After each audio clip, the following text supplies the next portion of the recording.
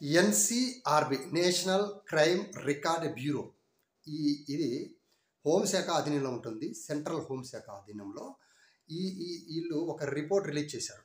ఏదైతే 2023 ఏడాదిలో మద్యం వల్ల, కల్తీ మద్యం వల్ల ఎంతమంది చనిపోయారనే లిస్టుని రిలీజ్ చేశారు. కింద నేను డిస్క్రిప్షన్లో కూడా పెట్టిన, ఒకసారి చూడండి.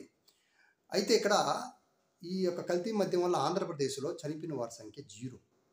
ఓవరాల్గా దేశం మొత్తం మీద 484 మంది చనిపోతే అందులో 433 మంది పురుషులు, 51 మంది మహిళలు. ఇది లెక్క. ఈ విషయాన్ని ఆంధ్రప్రదేశ్లో మీడియా ఛానల్ కావచ్చు, వాళ్ళ ఛానల్ మీడియా ఛానల్ కావచ్చు, ప్రింట్ మీడియా కావచ్చు, 30,000 మంది చనిపోయారు కల్తీ మద్యం. ఏదేదో బ్రాండ్స్, ఇది శాసనసభలో కూడా డిస్కస్ చేశారు ఈ విషయం గురించి. ఏదేదో బ్రాండ్స్, జే బ్రాండ్, ఆ బ్రాండ్, ఈ బ్రాండ్ అనేసి జగన్మోహన్ రెడ్డి గారి మీద పుంకాలు కొన్ని వేల కోట్లు వెచ్చించి టీవీ ఛానల్ పెట్టుకొని, పేపర్ మీడియా, ప్రింట్ మీడియా పెట్టుకొని కేవలం జగన్మోహన్ రెడ్డి గారిపైనే పుంకాల కల్లేశారు కథలు.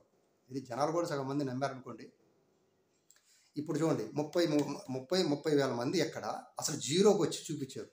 ఎవరో ఇచ్చింది కాదు, ఇది సెంట్రల్ హోమ్ మినిస్టర్ అధీనంలో ఉన్న శాఖ, ఆ డిపార్ట్మెంట్ ఇచ్చినారు. అది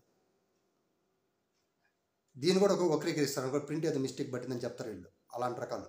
అయితే దీంతో పాటు చూడండి, జగన్మోహన్ రెడ్డి గారి పైన ఒకటి కాదు, చూడండి, కల్తీ లడ్డు వీగిపోయింది.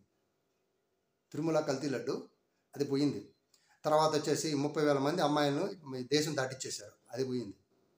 తర్వాత సీజ్ ద సిఫ్, అది పోయింది. అదేవిధంగా ఇంకా చిరంజీవి గారు, మెయిన్ చిరంజీవి గారి పైన దండం పెట్టారు, మా అన్నను అవమానించారు, శ్రీకాకుళం చిత్తూరు వరకు, అది పోయింది.